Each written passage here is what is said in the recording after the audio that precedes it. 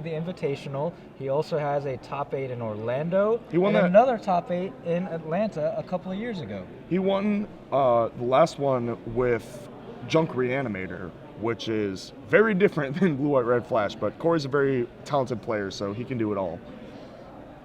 Starting off, Joseph Greer with an Elvish Mystic into Strangleroot Geist and attacking here with both creatures on turn 2. Korey McDuffie leads off with a Hallowed Fountain.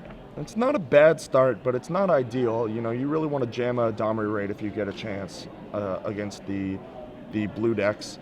Augur of Bolas is a nice little brick wall here, and it's going to give him at least an Izzet Charm. Yeah, it looks like an Izzet Charm. Straight to Korey's hand. So, yeah, not pretty solid starts for both players. Augur of Bolas, very, very good here against these 1 toughness aggro creatures. Yeah, this is one of the matchups where it really shines. We'll have to see if Joseph he attacks anyway, representing a Gore Clan Rampager here, most certainly. Yeah, well, I think that Korey is pretty willing to just take 3 here, especially now that he has that Izzet Charm in hand, because you can't make the same attack next turn with a Rampager, because if he blocks, Korey blocks, Joseph tries to Rampager, then you Izzet Charm it, but it looks like he is going to get Rampagered here. He must have different plans for his mana. So he's going to trample over for 2. The Strangleroot Geist is going to get in for 2, dropping Korey down to 13. And a handful of lands for Korey.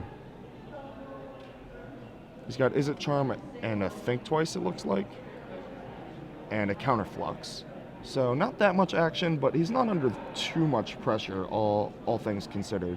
And that was an interesting attack there last turn by Joseph Greer, attacking also with the Mystic.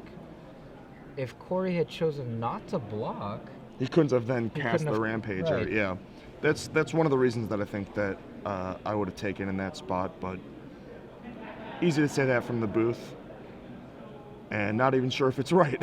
So Korey now on Joseph's end step with Greer having no follow-up. Korey's got to be pretty happy about that. Just a matter of how he wants to maximize his resources. It looks like he has 2 Counterfluxes and not a... oh, he does have a Think Twice also. So he's got some action. He's got some choices. He can loot with the Izzet Charm, or he can just cast Think Twice, or he can use the Izzet Charm to kill the Elvish Mystic, or the front side of the Strangleroot Geist. So a lot of options available to Korey. Korey is not one to shy away from taking his time, and it looks like he's come to a conclusion. No play from Joseph Greer on turn 4 with 5 mana available thanks to the Mystic. Is he just playing around counter spells? Yeah, I was going to say, it's very possible that he's playing around a counter. It's also possible he has nothing, you know. It's hard to say. And Korey does choose to take down the Mystic with the Izzet Charm and draws a Restoration Angel for the turn, which is going to be pretty good here as the game progresses. Wish we could get a look at Joseph Greer's hand so we can see if he's, trying to sandbag or if he's actually on air. There's not much air that he could have. Lands, Mizzium Mortars, I suppose. Yeah. So it has to be that he has some spells, but he doesn't want to run them into counters. But at some point, you're going to have to. Yeah, well... Says go again. Passes again, attacking. So this indicates to me that he's on air, or at least, some blanks like the Mizzium Mortars. I don't think that he would purposefully pass twice in this spot with this little pressure. Korey thinking about whether he wants the card or the Angel. The Angel is much more mana efficient. I like that play from him. And unlike some other versions of this deck, Joseph Greer does not really have burn to the dome that he can use for reach. He has no Searing reach. Spears, no Pillar of Flames. His only burn spells are Mizzium Mortars that cannot hit players. Yeah, the only reach from this version of the deck is the Hellrider triggers. So Korey passes with no attack, looking to save some life from that Strangleroot Geist.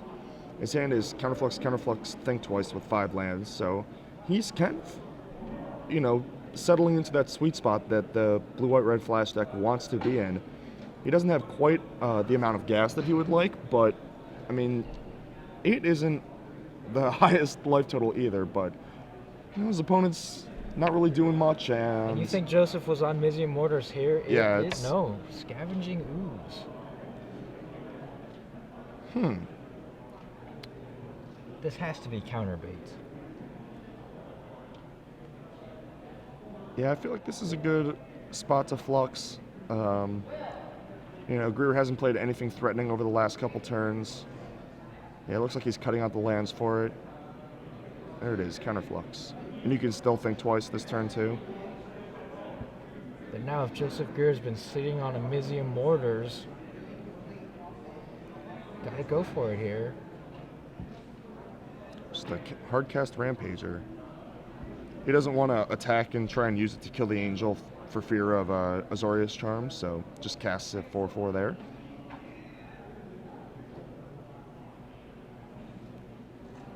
Korey hits a couple Snapcasters. That's not bad either. So Joseph had at least one of those creatures, the Scavenging Ooze or the Gorpan Rampager, last turn.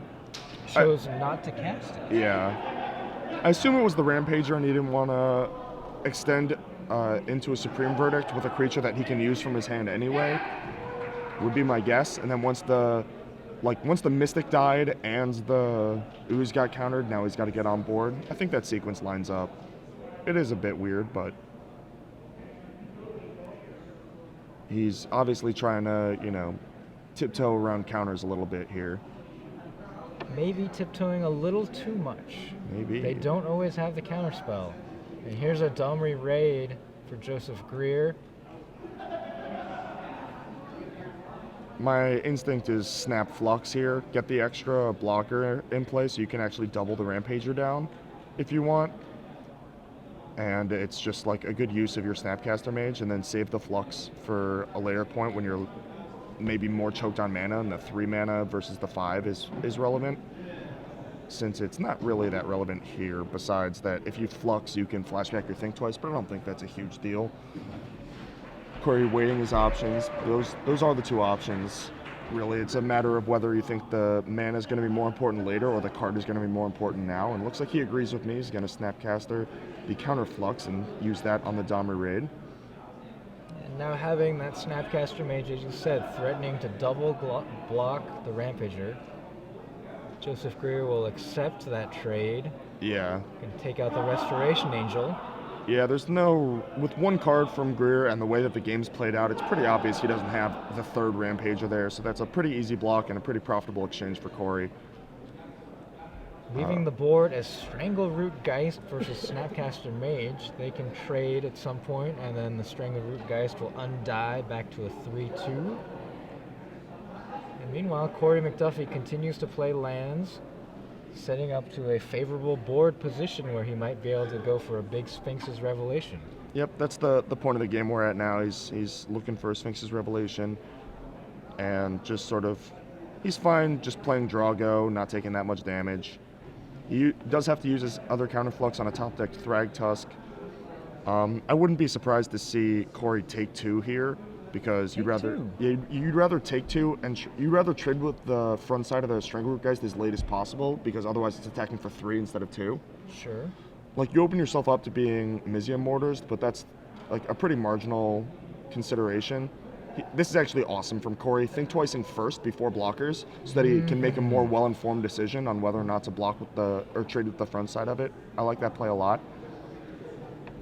If he were to hit, a Moorland Haunt or an Augur or something like that, then the decision becomes a lot easier, and he doesn't have to hurt his brain. He decides to take it. Looks like it was a Moorland Haunt, so actually that's perfect, because now he can use the Moorland Haunt to trade with the front side of the Strangleroot Geist, and then the Snapcaster can trade with the backside. Had he just traded like so many players would have done, he would be, taking 3 next turn with a 1/1. All right, so now just says go. He also drew a Restoration Angel, so can get a lot of value here off of repeated Snapcasters. Yeah, he can Resto Snapcaster counterflux a spell. Is it Charm in his graveyard as well? And an Augur of Bolas, which is going to turn into a 1/1 Spirit here. Yeah, I think that's the most straightforward play. You just make a 1/1 and block.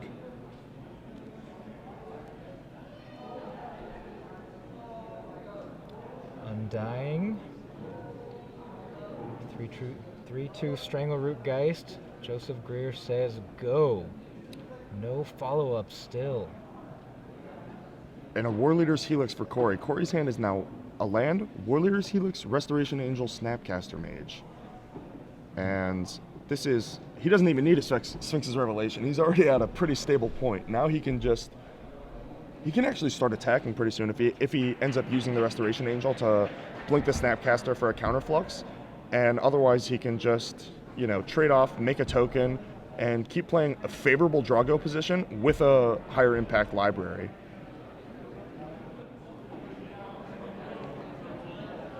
So Joseph Greer right there, looks like he pointed and said go.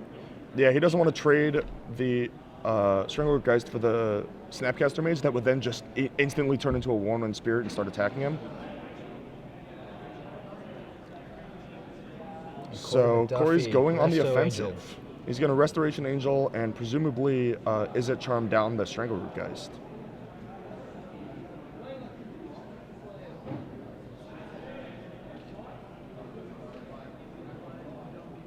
He doesn't need the Moorland Haunt. He knows that Joseph Greer doesn't have any instant speed burn spells. Yep, and there it is. So now he can start attacking for 5. This is instantly a 4-turn clock, and even if his creatures died, he has Moorland Haunt, and he has the Helix for the extra reach / pad his life total a little, and he just drew a Think Twice. Everything going exactly as you want as a Flash player. Joseph Greer very flooded and had a pretty mediocre start to the game. I mean, his first 3 turns were pretty good, but after that it petered out quite steeply. Yeah, and he chose to hold back. He did choose to hold back the Rampager for a turn, and an overloaded Mizium Mortars. That might actually be worth countering, just because Joseph is so close to dead. Normally in these spots, especially with Moorland Haunt in play, as the control player, you don't really care if your creatures die. But with 5 damage on the board, a War Leader's Helix, with 2 more coming, and the War Leader's Helix, calculating whether with the Snapcaster Helix he can just kill him. No, it's the Snapcaster Counterflux, so you have 7 power plus the Helix. Think Twice is for more information, since he knows that he's not going to need the mana. Once again, I really like that. That's a small thing that Korey does that I've seen a lot of players miss. And he does choose to counterflux the overloaded Mizium Mortars. Now with 7 power in play and 4 points of burn in hand, Joseph Greer is quite close to dead. Restoration Angel will actually sew it up, representing another lethal burn spell. It costs 12 mana to do all of it right now, so he can't do it, but Helix, untap, Resto, Snapcaster Helix would be lethal. He doesn't even need the attack.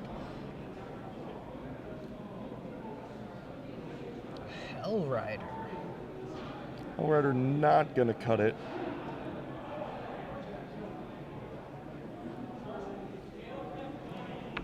Hellrider, 3/3 plus the trigger represents 4 damage, and the only way this can kill Korey is with a Gore Clan Rampager. Even then, he just helixes and is fine. And sure enough, that's the game. Korey McDuffie up a game despite being the lower seed starting on the draw, which is normally a pretty significant disadvantage in these types of matchups, but yeah, takes game 1 from Joseph Greer. All right, so Korey McDuffie, the defending champion, takes game 1. Pretty exciting stuff. Welcome back to the booth. Ricky Hayashi here with AJ Soccer in Atlanta, and we've got some trivia for you. You have a question? Do I have a question? I don't know. Do you have a question? Yeah. Okay, let's go with your question then. Okay. There is a card in the top 8 that is normally a 4 of in many of the major archetypes. Okay. But it is only being played in one deck at 2 copies. What is this card? It would be a miracle if anyone got this right. Huh, it would be a miracle. Yeah. Well, I'll be damned if I can figure it out. So if you know the answer, this has traditionally been a 4-of. It was a big player in Standard for a long time.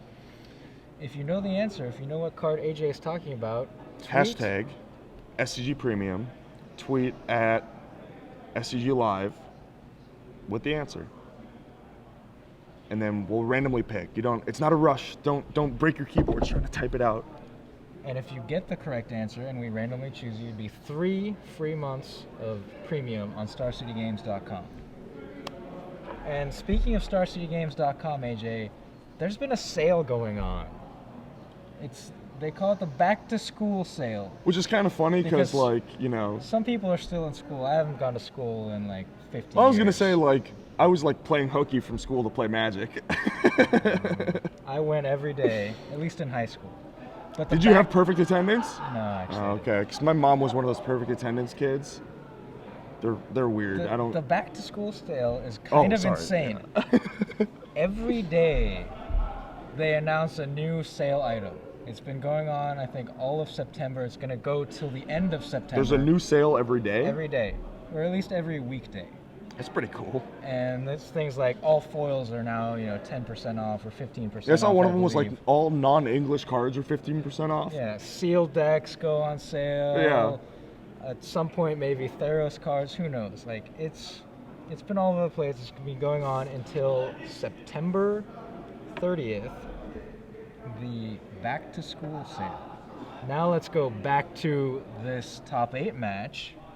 Korey McDuffie took game 1 with blue, white, red flash, and now he's going to sideboard in some cards against this aggro deck, make his deck a little better. Well, we have to look at the aggro deck sideboard first because there's a big player in Burning Earth. Burning Earth is one of the main reasons that a lot of the flash and control players, the Sphinx's Revelation deck archetypes, have been moving towards straight blue-white rather than blue-white-red. A lot of the reason is because of the power of Burning Earth from these aggressive deck sideboards. So he's got 3 copies coming in, and we instantly have to look at what Korey's response is.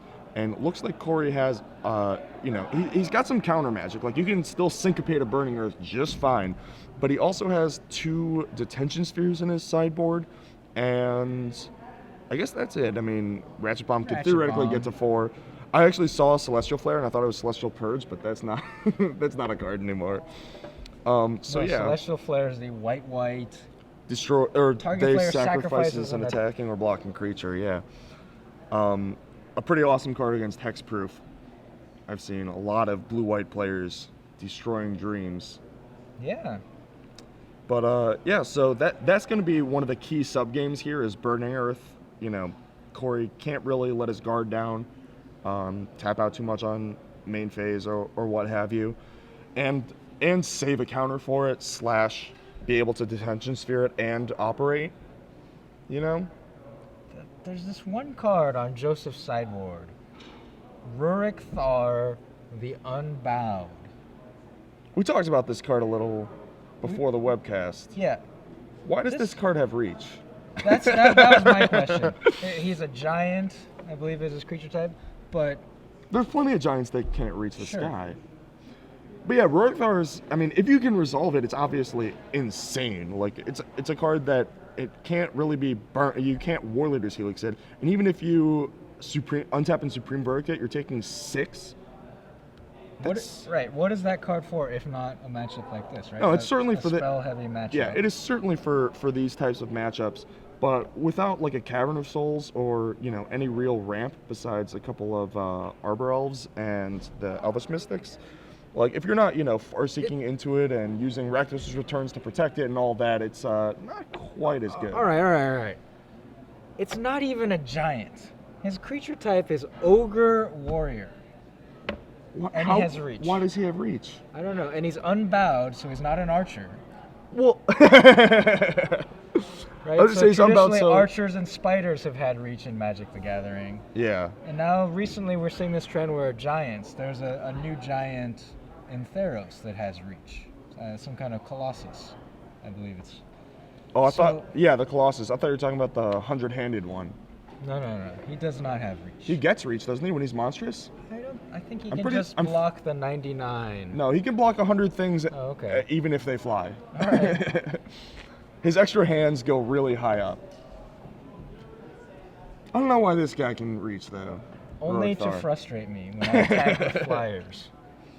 We'll have to ask Ben S., the flavor judge. Joseph Greer has the Elvish Mystic on turn 1. And Korey immediately kills it.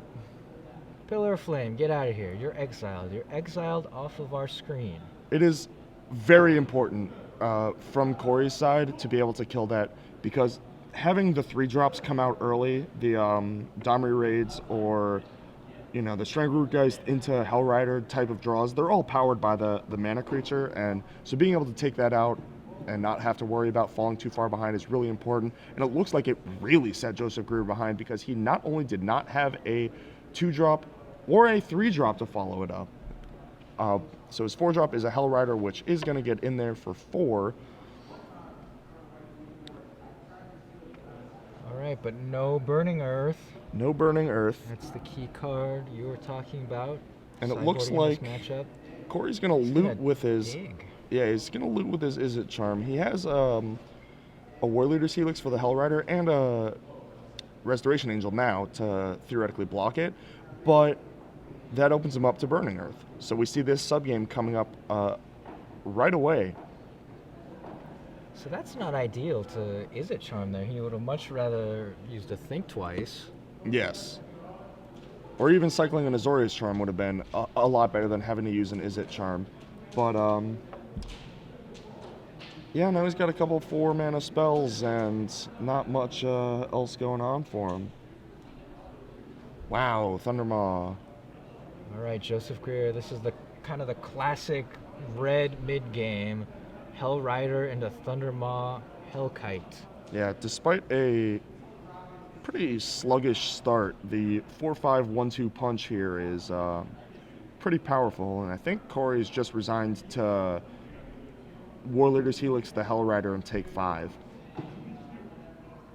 Ouch. He can also hope that Joseph Greer attacks with the Hellrider into a Restoration Angel, but I don't think that's going to happen. I think if Korey allows him to go to combat, he'll just send the Thundermaw, and then Korey will just take 1 extra damage for no reason.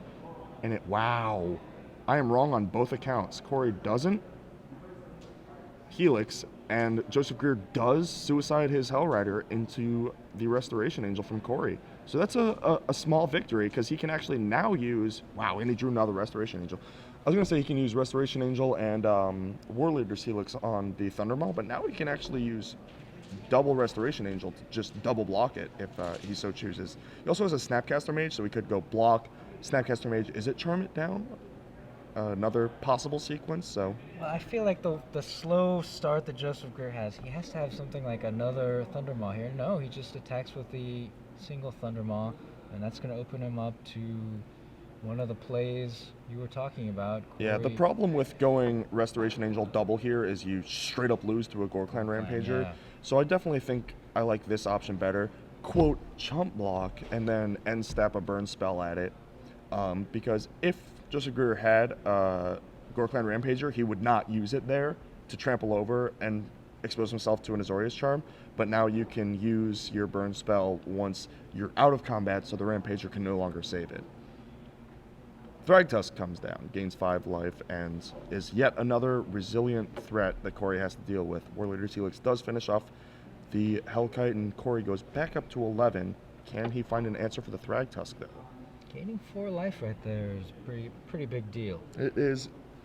Padding his life total with the Warleader's Helix is one of the ways that this blue-white-red deck is able to pull itself out of situations that maybe the blue-white deck is not able to.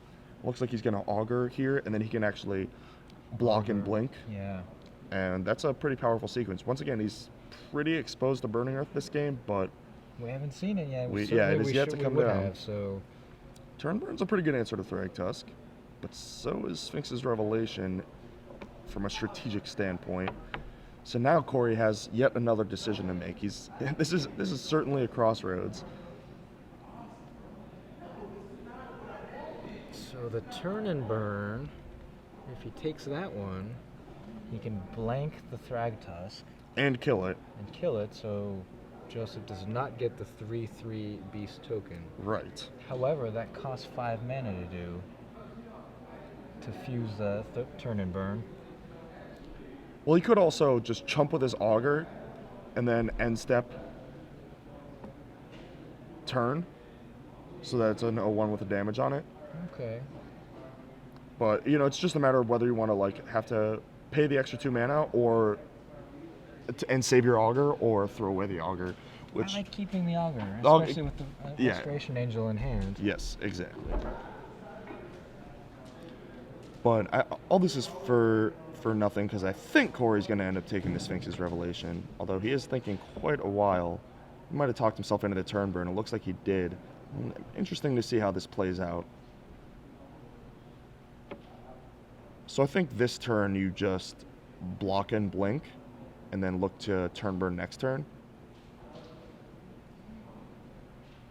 So you personally said the Augur Bolus is a blank, puts 3 cards at the bottom of your library. Korey McDuffie there finds a turn and burn. Yeah, well, that's why he's in the top 8. His augers always hit. And he wants to Restoration Angel and look at another 3, but before that, Joseph Greer is going to cast another Thundermaw Hellkite and attack with both that and the Thragtusk. So Joseph Greer, a lot of 5-drops. Yeah, I'm pretty sure that this is actually still a winning continuation for Korey.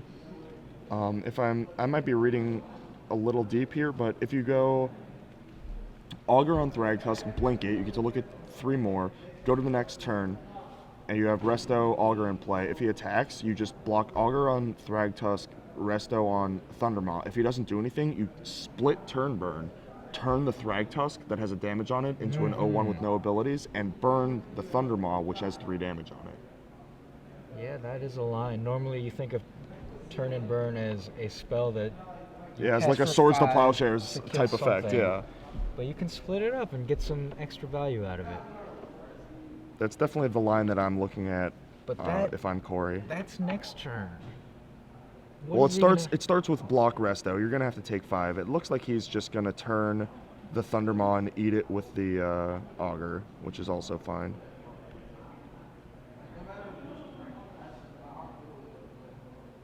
So he does cast Turn, grounding that Thundermaw Hellkite and turning it into an 0/1. Because he can Snapcaster turn the next turn on the Thragtusk and do the same thing. Do you know what the creature type is? It changes the creature type turn. Is it an elemental? No, it's a weird. It's a weird. God, I did know that. I failed. I failed your test. the creature type test? Yeah. I mean, I failed on Rurik Thar. It's not even a giant. Yeah, who knew? Who knew? Ogre Warrior. Ogre Warrior. And meanwhile, Korey McDuffie looking at his Vidalcan Wizard, the Augur of Bolas. Right? It's a Merfolk Wizard. Is it? Yeah. What was a Vidalcan? There was some Vidalcan randomly. I don't know, there's like Vidalcan Outlander and Vidalcan Entrancer and I don't know. Joseph Greer has reached this point. Korey McDuffie is at 6 life. Yeah, like every single turn Joseph Greer has played just haymaker after haymaker, and he's still in this like pretty tenuous position of Korey being very close to outright stabilizing. But the big difference here is haymaker after haymaker, they've been 5-drops. He didn't set it up with any jabs. He had nothing. He had Mystic on turn 1, nothing on 2 and 3, and a Hellrider on turn 4. So it looks like Korey just chumped with his Augur, which means his Resto is a lot worse. And now a second main phase Scavenging Ooze is awkward that it was played second main phase, because now Korey can Snapcaster his turn on the Thragtusk. He also played it off of a freshly played Mutavault, so Joseph Greer kind of unloading here. Korey definitely on the back foot. So presumably we've got the Scavenging Ooze on the stack here. Korey McDuffie. Yeah, he's thinking needs to about. use his Snapcaster I don't think he mage. has a counter in the yard, does he? Maybe he does. If he has a counter, you want to counter the Ooze, because you can Restos the Snapcaster after, and use that to use the turn on the Thragtusk. But if you Snapcaster the turn, then you can't resto the Snapcaster because Scavenging Ooze will just eat whatever you target.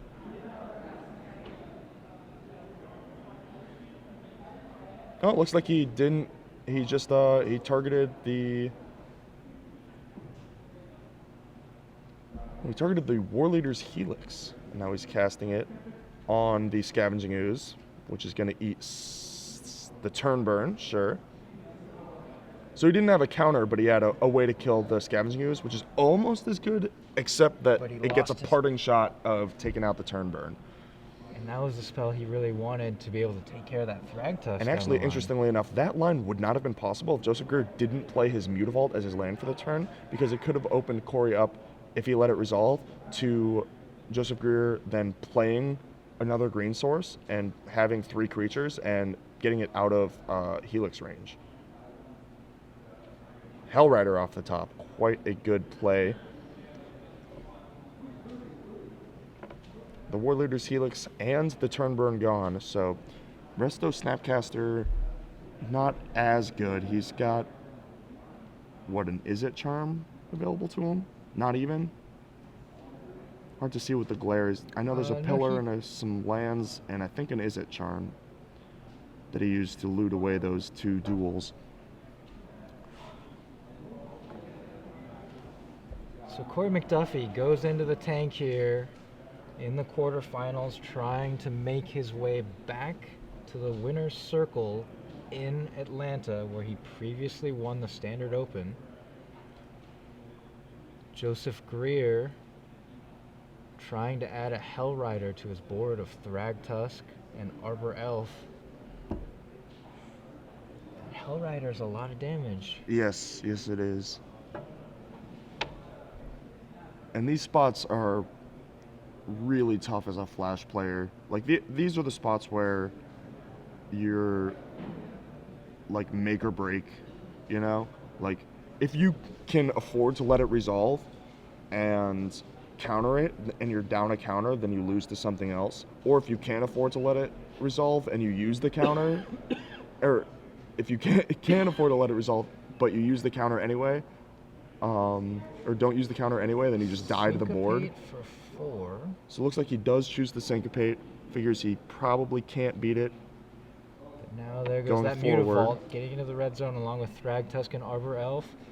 Korey McDuffie with only a Snapcaster Mage on the battlefield, a Restoration Angel in hand. He cannot cast it, so now 5, 6, 7, 8 damage coming at him. He really wants to use that Restoration Angel on the Snapcaster, but can he afford not to block right here? It's tough. Like, going to 2, so technically the Mutavault's lethal, but then, like, your Restoration Angel on the Snapcaster gives you an Is It Charm to kill the Mutavault, but then what are your blocks? Like,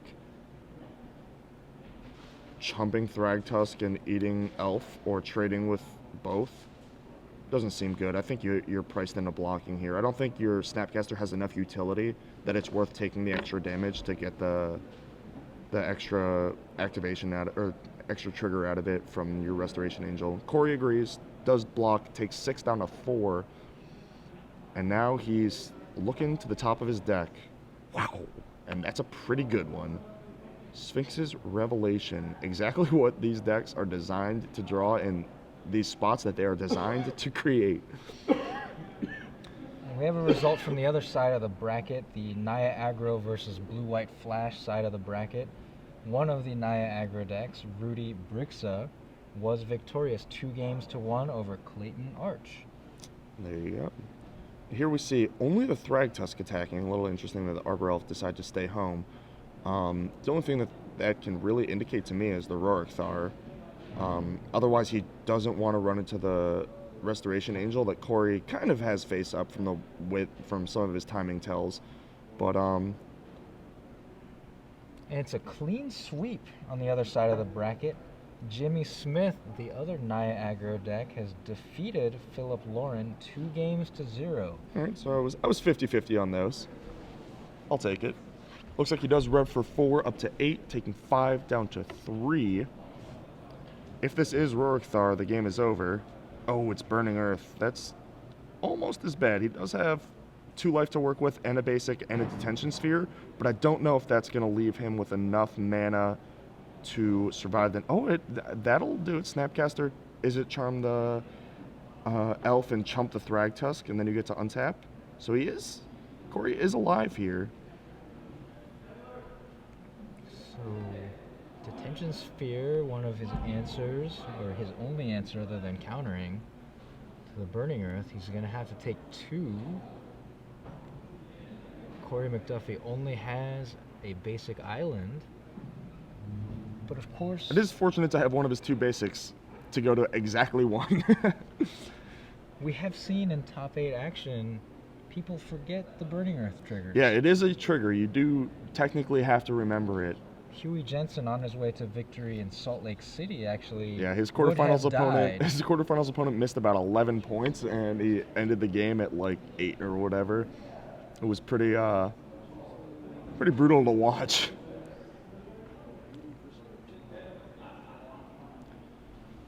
And now, so the sequence is Snapcaster, Mage, Chump Block.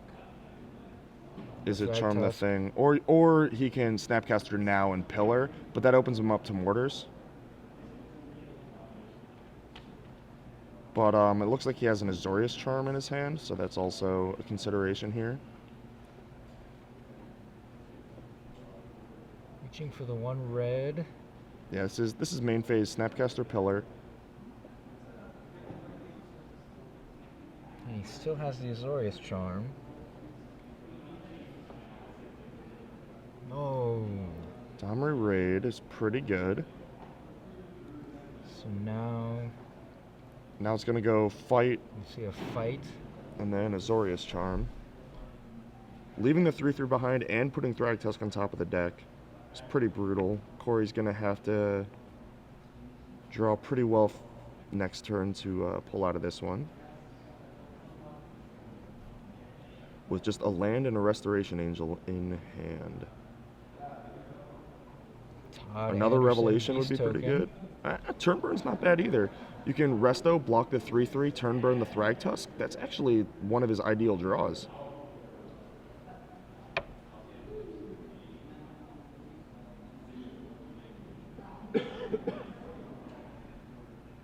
Oh, he's going to upkeep, turn burn. Is he gonna burn? He's to gonna burn the Domri. I don't like this. He can just let Joseph Greer have 1 more activation with the Domri and then attack it with the Restoration Angel. That's so much better. Korey's getting a little tunnel vision here.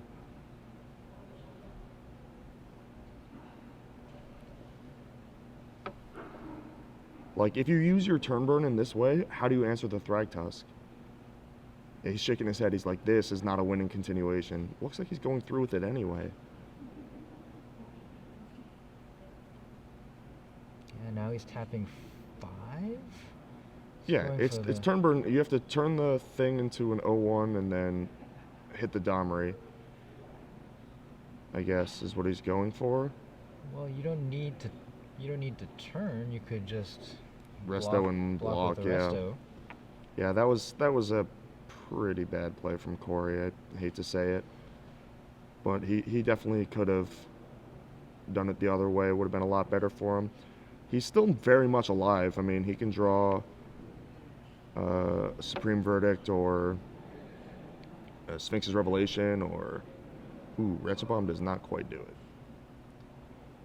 Well, actually, it kind of does. It buys him a turn. It kills the Todd Anderson so that his Restoration Angel can trade with the front side of Thragtusk. So he's still in it.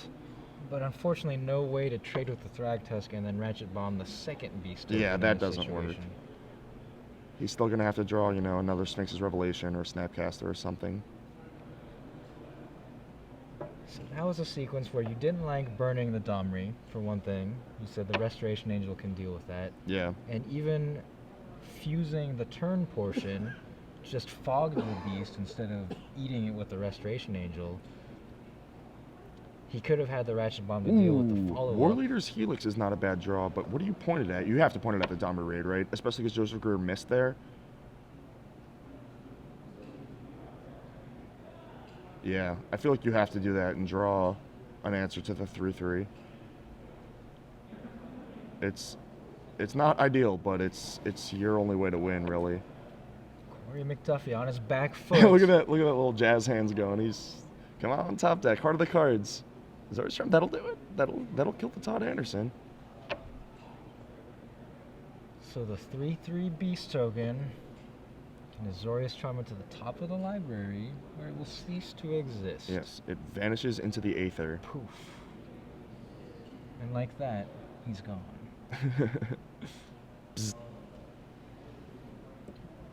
Did he draw a creature? Ooh, Thragtus. That's a pretty good creature, too. It's basically 2 creatures. So now Korey is once again looking to the top of his deck.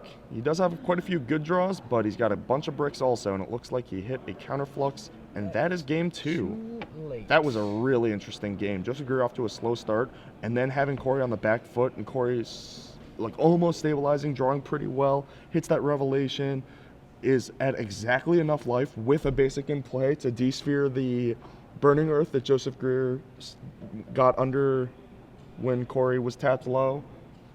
Really awesome. And then the turn and burn play.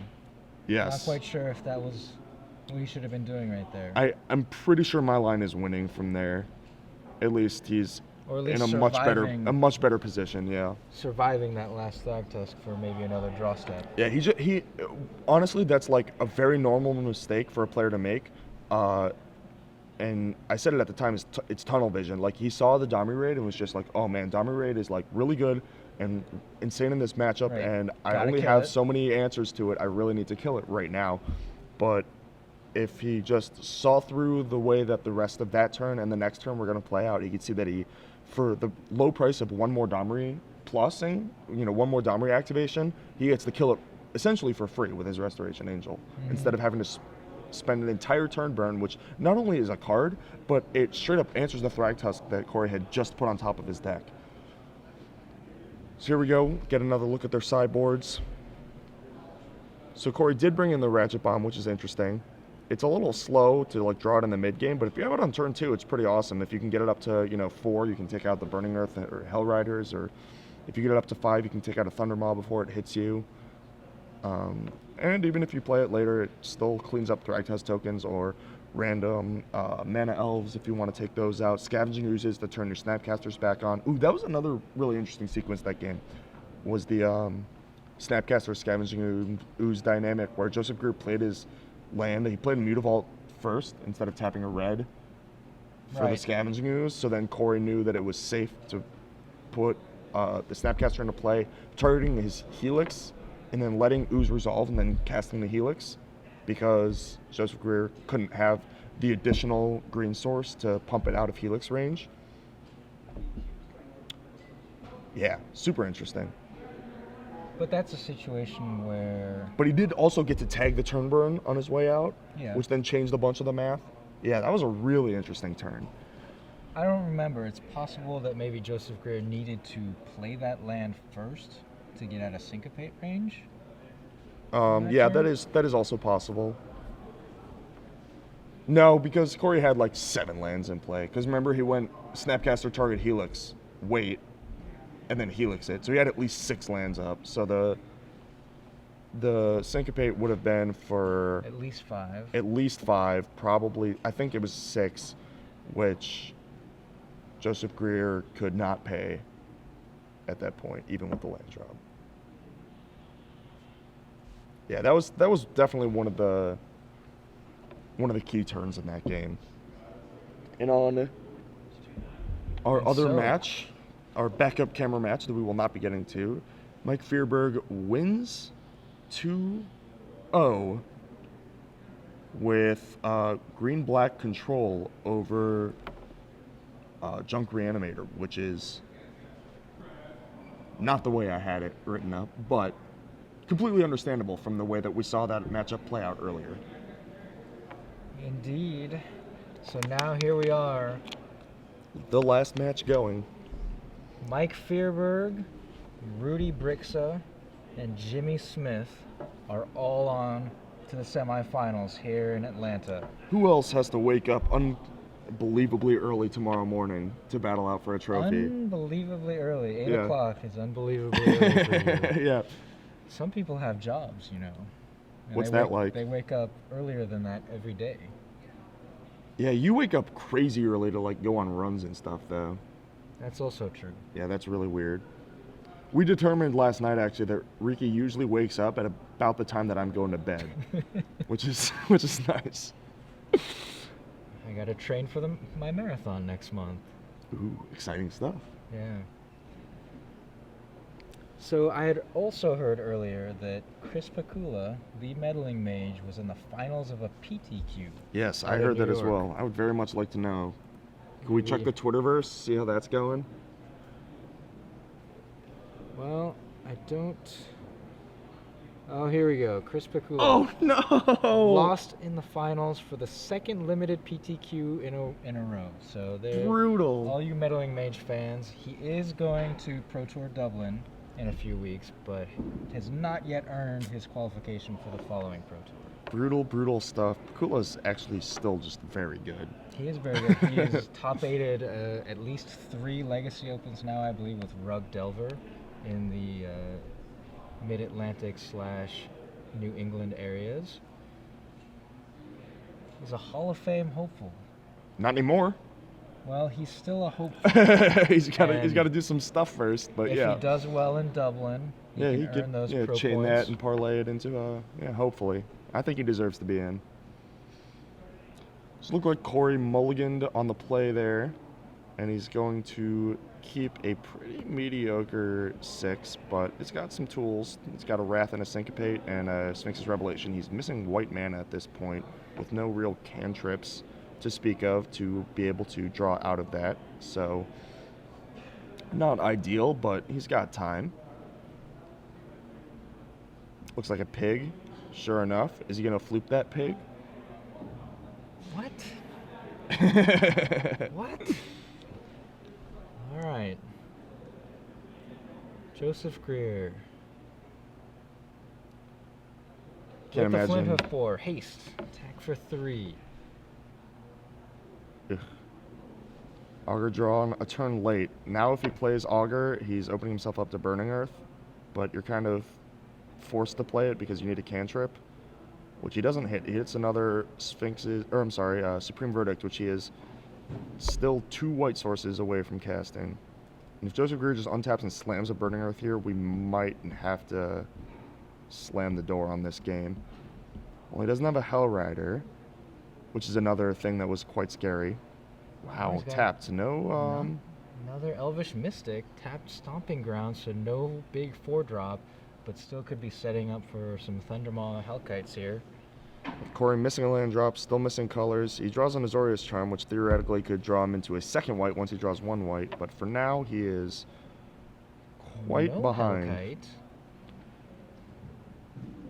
But still, can't even really deal with this pig.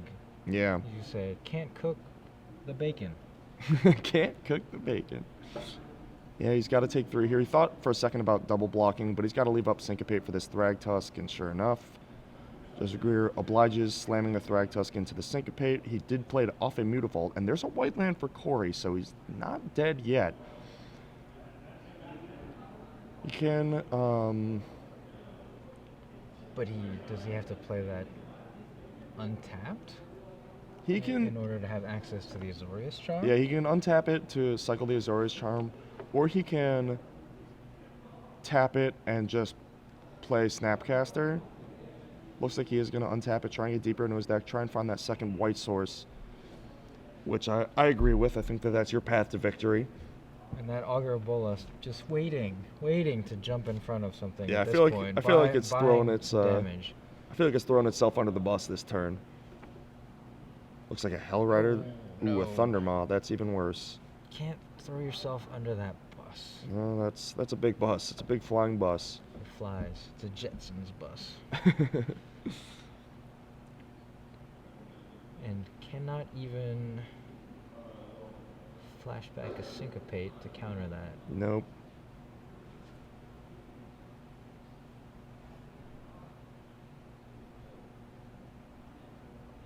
it's going to be just activate Mutavault, attack. Augur throws itself under the Flint Hoof Boar, and then he has to draw... Oh, no, because he goes to exactly 2 then. So the Mutavault is actually lethal if he tries that. So he has to play Snapcaster here, trade with the Mutavault, chump the Boar, and then cycle into the white land. I don't think that it's feasible for him to use the Azorius Charm to put the Thundermaw back on top here. No, I think that doesn't help with your plan of wrathing. Yeah, exactly. You actually have to leave the Thundermaw on the board. Yeah, it's actually way better for Korey in play than it is on top of his deck, because then Joseph Greer gets to choose when he plays it. And that Mutavault does mess up Korey McDuffie's future plans. Yeah, the unwrathable 2/2. The one of Mutavault keeps showing its face, and it messes up the math quite a bit here. I think that was a Snapcaster Mage in Korey's hand, which makes this a little more scripted. Looks like he's doing the math right now, and he's going to block. Looks like he's gonna block. An interesting choice. Well, no. Korey does a lot of pump fakes, a lot of tanking. Pulls the Snapcaster to the front. He's gonna cycle the Azorius Charm first, might as well. Although I don't think that information is gonna change that much. There's the white land. Maybe make it, but it's a sacred. Okay, but no. That's still fine. If he blocks, yeah, he's still fine. He's taking 5 to 4. Untap Sacred, Wrath. Oh, and he moved the cards in his hand around. Maybe make it look like he's piecing it together. Cycled into the Snapcaster. Yeah, Korey's a deliberate player. He makes sure that he thinks through everything. Block, takes 5, goes to 4. This is definitely still a scary position, but definitely winnable from Korey's side. Joseph Greer doesn't have another haste creature. Go to 2, cast Supreme Verdict, clear away all these creatures. There's so many cards that Joseph Greer could have that just kill him outright. So many haste cards. Any haster, Burning Earth. The way he drew that card that fast looks like he has it. Stomping Ground, another Burning Earth. Yep, that's game. Korey's completely locked out. He cannot cast. He needs to draw Detention Sphere and a basic. And his one other basic. Actual runner, 2 outer, 1 outer. To even be able to deal with the Burning Earth, but then he still has to win the game from 1 life. The mulligan and the poor 6 from the play. Looks like it didn't quite come together for Korey. And his hand is so good, too. If he had just drawn the white earlier, you know, another Wrath and a Sphinx's Revelation is, like, pretty insane. Triggergeist will indeed sew it up here. Can't do anything. Yep. 1 basic island. Can't cast any of the spells he needs to cast.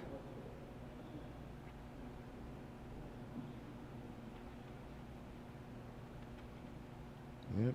Korey's soaking in the loss, taking a moment to make sure he's dead. Sphinx's Revelation. Yeah, put all the triggers on the stack and then cast it in response. No, actually, there'd be too many triggers because it's too much. It's 3 plus X. Yeah, he still dies, but he does get to draw his cards. And there you go. You saw him cast Is It Charm, go to 1 to at least fog for a turn, but nothing really he can draw. Yep, drawing dead at that point.